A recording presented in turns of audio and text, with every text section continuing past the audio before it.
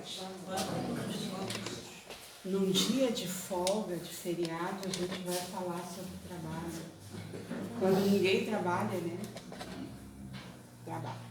Nós continuamos trabalhando. O nosso trabalho é permanente. Nós trabalhamos sempre. Não significa que nós tenhamos que suar, trabalhar no pesado para dizer que nós estamos trabalhando. Mas nós trabalhamos sempre. O nosso tema de hoje, eu fui desafiada pela Dona Doroti a falar nas leis naturais, as leis divinas, né? E essa é a segunda, acho que é a segunda, né? Lei, é a lei do trabalho, tá?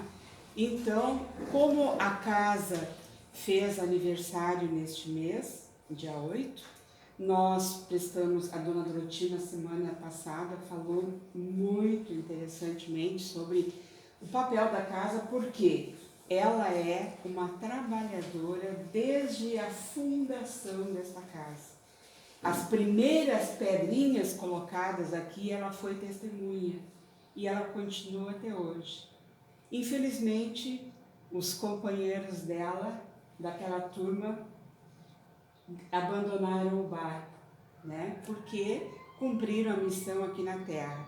E ela continua firme e vai ficar por muito tempo ainda, sendo a presença viva da criação desta casa.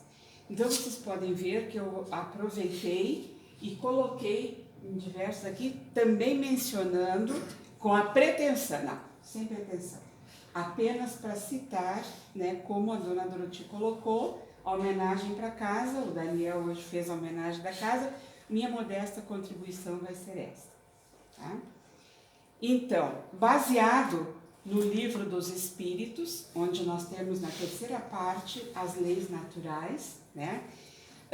Nós temos que o trabalho é uma necessidade. Todos nós precisamos trabalhar.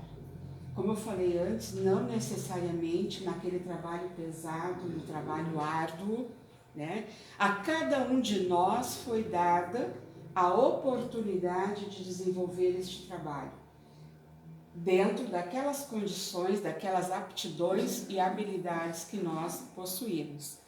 Aqui eu coloquei de novo a casa em evidência, né? Nós estamos colocando aqui a construção. Tá? Os primeiros passos dessa casa. Nós vimos que a civilização, a nossa sociedade, obriga o homem a trabalhar. E cada vez trabalhar mais. Por quê? Porque aumentam as necessidades, mas também aumentam os prazeres, os gozos. Né? Poucas coisas podem ser mais agradáveis para as pessoas do que após um dia de trabalho árduo ou intelectual ou aquela prestação de serviço, do que finalizar o dia, recostar a cabeça no travesseiro e fazer, como fazia Santo Agostinho, né?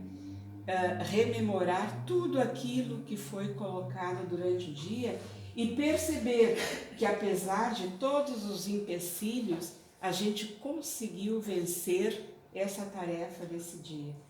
Que nós conseguimos realizá-la, né? Às vezes não tão bem quanto a gente queria, mas existe a oportunidade de, no dia seguinte, refazer este trabalho. E isso é de muito interesse, é muito interessante, né? Mas aí nós nos perguntamos, e aí no Livro dos Espíritos nós encontramos diversas perguntas, né? Por que o trabalho é imposto ao homem? Por que o trabalho se impõe ao homem? Homem, que eu quero dizer de maneira geral, tá? O ser humano. Por ser consequência da sua natureza corpórea. Como nós habitamos este corpo que nós temos uma necessidade de trabalhar. Que daí nós vamos ver que tudo pode ser considerado trabalho. Tá? É uma expiação. né? Quando nós estamos realizando o trabalho, nós estamos espiando. Lembrem-se que a gente tem este projeto antes da reencarnação. Quando nós estivermos perto da nossa reencarnação, nós estabelecemos, junto com os mentores da espiritualidade, um plano de reencarnação. E aí vem, isso também está contemplado neste plano, tá? Mas, ao mesmo tempo, é uma oportunidade de aperfeiçoar a nossa inteligência.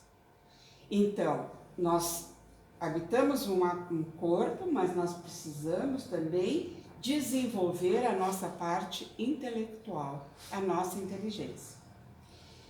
Se não fosse o trabalho, nós permaneceríamos sempre na infância, tá? Porque a nossa inteligência não estaria se desenvolvendo. Por isso é que o nosso alimento, a segurança e o nosso bem-estar dependem bastante do nosso trabalho, que é a nossa atividade. Até mesmo ao corpo que é fraco, né, que o Deus outorgou a inteligência para suprir as limitações. Eu acho que já estou nesse estágio, né? Enfraquece a carcaça, mas ainda tento preservar a capacidade de inteligência. E quando eu estou querendo ficar no ócio, né, no repouso, aí vem umas presidente de casa e vem colocando as coisas, né, os desafios para a gente ir adiante. Suprimir o trabalho, se nós quiséssemos retirar da nossa vida o trabalho, seria a mesma coisa que terminar com o progresso, sustar o progresso. Oportunidade de progresso não existiria mais. Tanto o progresso individual quanto o progresso de uma sociedade, quer dizer, nós estaríamos impedindo a evolução da sociedade. Nós vemos aqui, por exemplo, na semana passada a dona Doroti colocou, eu não quis repetir os slides dela, as primeiras pedrinhas sendo colocadas aqui. Isso há 34 anos atrás. Olha quanto trabalho foi colocado em cima disso para que todas essas pedrinhas se organizassem, montassem essa estrutura, né? E depois, aqueles que vieram levantando as paredes foram substituídos por aqueles que mantinham as paredes e que procuram manter a casa em ordem para que possa recebê-los, para que nós possamos ser recebidos aqui nesta casa. É uma fonte de progresso, né? Então, com o nosso esforço, nós vamos poder melhorar sempre, cada vez mais, o ambiente em que nós vivemos. Seja o nosso lar, seja a nossa família, né? A nossa comunidade, enfim, todo o universo, porque todo o universo que tem aqui, ele só acontece a partir do trabalhinho de cada um individual, né? Como o progresso da humanidade, a evolução do progresso, ele atinge 3 aspectos principais. O aspecto material, né, que dignifica o homem no cumprimento dos seus deveres para consigo mesmo, para com a família que Deus lhe confiou e para com a sociedade a que pertence. Esse, então, seria o aspecto material. Depois nós temos o aspecto espiritual. O aspecto espiritual exerce a fraternidade para com o próximo. Somos todos irmãos, não somos?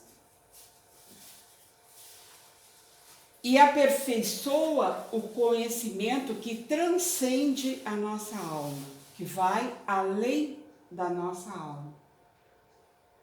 E nos prepara para a espiritualidade, para o nosso retorno à casa espiritual. Também tem um aspecto moral. O aspecto moral é quando nós lutamos simultaneamente para adquirir qualidades elevadas ou para sublimar aquelas com quem a gente já não se sinta tão bem.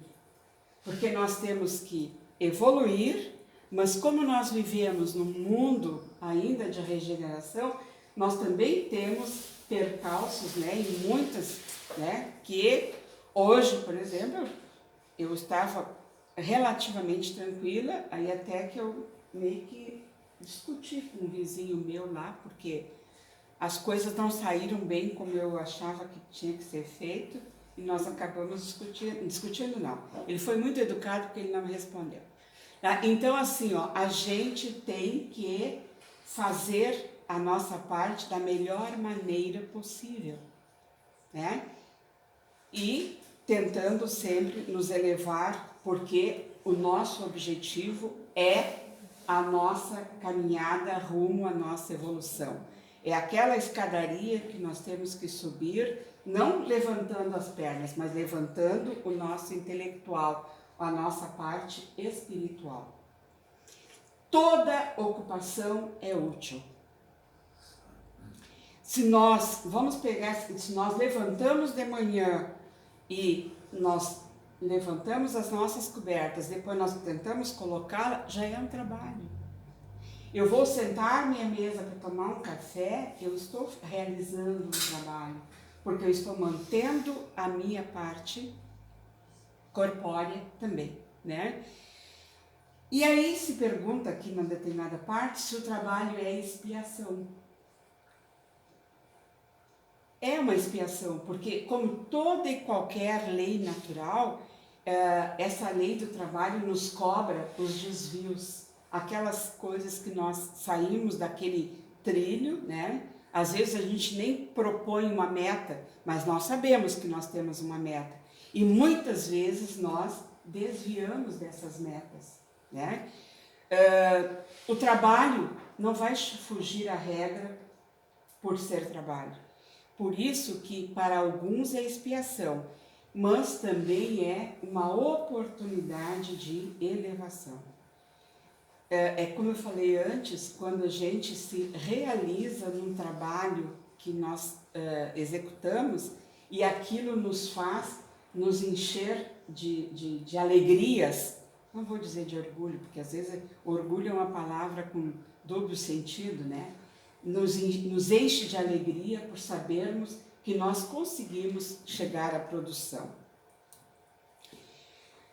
Tudo na natureza trabalha, tá? Aqui eu coloquei, são os crachazinhos que os trabalhadores da casa, não são os atuais, tá?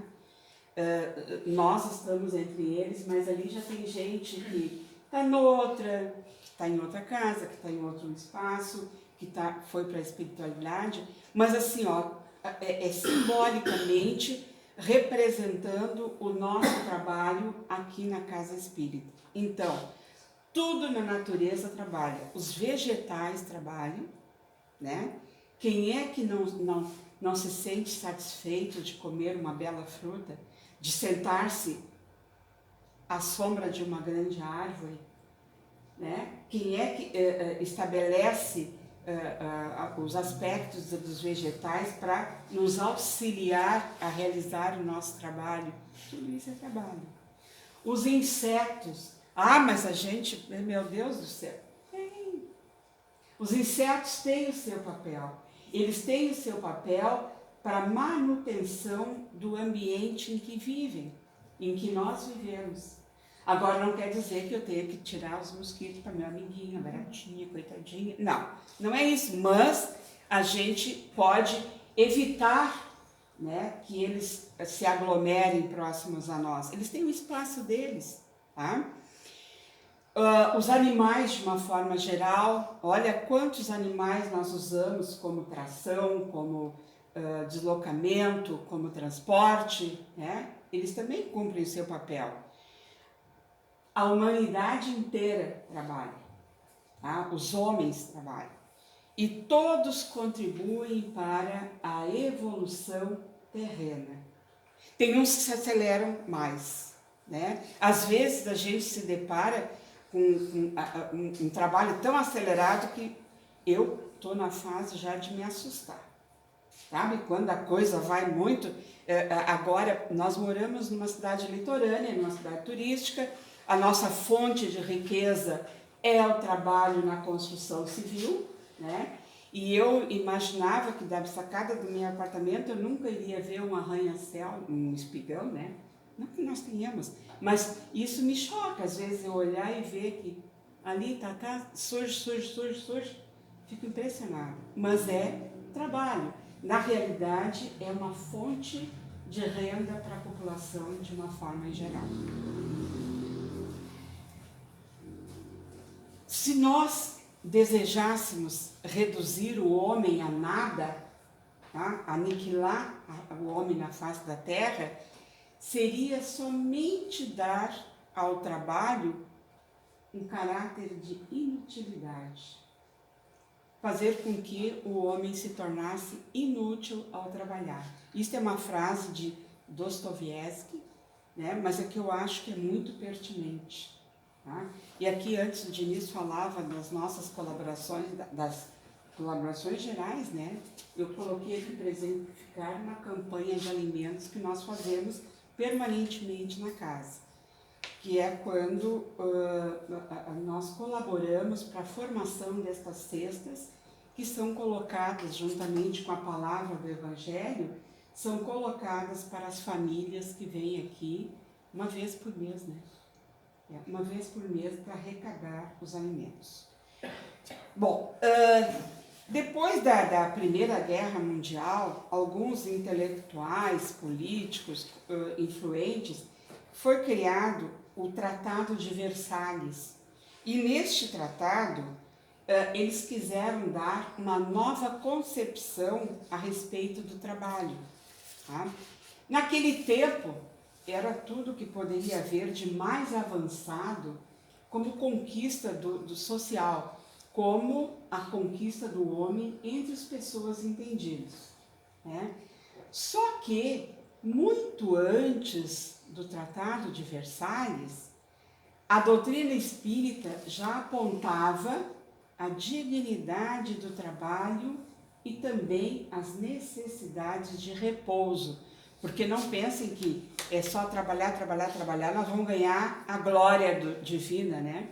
Nós também temos o repouso e ele é salutar e necessário para que nós possamos refazer as nossas forças e continuar, né? Porque quando nós deixamos o nosso corpo, a nossa parte material em repouso, é quando nós estamos tendo condições de desenvolver a nossa mente, aprimorar a nossa inteligência.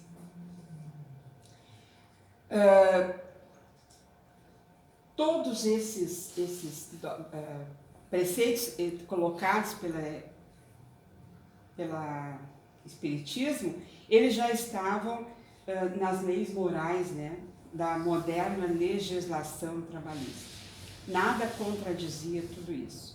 Então, nós precisamos tanto do trabalho quanto do repouso para repor a nossa energia, para desenvolver a nossa inteligência, que deve se elevar acima da matéria. Isso a gente não precisa esquecer. A ociosidade poderia ser um suplício, se nós ficássemos sem fazer nada, sem poder produzir. Então, nós precisamos desse benefício.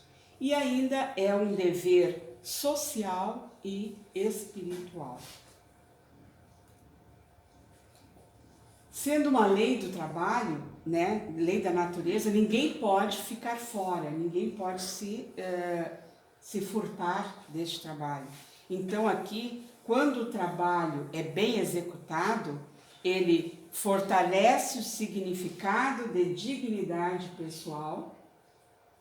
Então não vamos fazer assim, ó, fazer de conta que a gente fez. É a mesma coisa assim, ó, desde um trabalho mais simples, lavar uma xícara, lavar um copo, se a gente não fizer bem feito, tem algum mérito? Não tem. Então façamos, por mais simples que possa ser cada tipo de trabalho, mas façamos da melhor maneira possível que nós podemos executá-lo. Torna a pessoa respeitada na comunidade em que vive. Isso eu acho que cada um de nós tem o seu próprio exemplo para colocar, né? Que quando nós executamos um trabalho bem executado, a comunidade nos reconhece como tal e contribui para a sensação de segurança.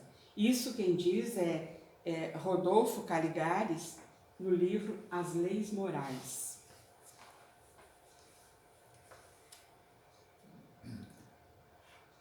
Aí nós temos o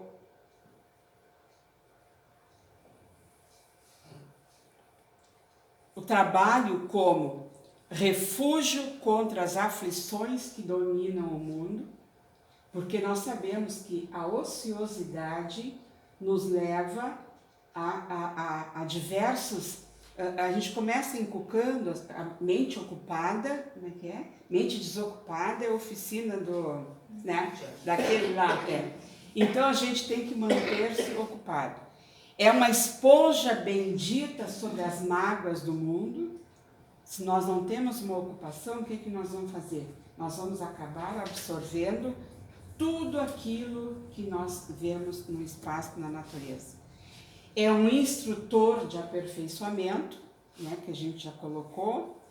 Gera na eternidade a alegria e a beleza imperecíveis. É aquilo que nós levamos para a nossa eternidade, para aquilo que depois de nosso desencarne, na nossa vida espiritual. Quanto mais nós trabalharmos aqui, quanto melhor nós formos aqui, melhor nós teremos lá. É uma instituição divina, né? E é o alicerce de uma vida produtiva, de uma existência produtiva. Conta-se que estava numa estrada tortuosa e bastante difícil de andar, um sábio que caminhava com seus discípulos. E durante o percurso da caminhada, eles encontraram um homem que estava com o carro atolado, e este homem, bem piedoso, temente a Deus e crente na divindade, ele estava ajoelhado perto do carro, pedindo que Deus auxiliasse ele a tirar o carro do atoleiro. O discípulo os discípulos e o seu mestre olharam para ele, né, e ficaram muito apiedados dele, continuaram a sua caminhada. Alguns quilômetros na frente, havia um outro homem que também tinha o carro atolado naquele lodaçal. Este homem esbravejava, reclamava, mas ele estava tentado, com todo o empenho, de retirar o carro, de liberar aquele veículo. Então, o sábio, muito comovido, solicitou aos seus discípulos que ajudassem aquele homem a transportar o carro para uma região de onde ele pudesse sair. E assim o fizeram.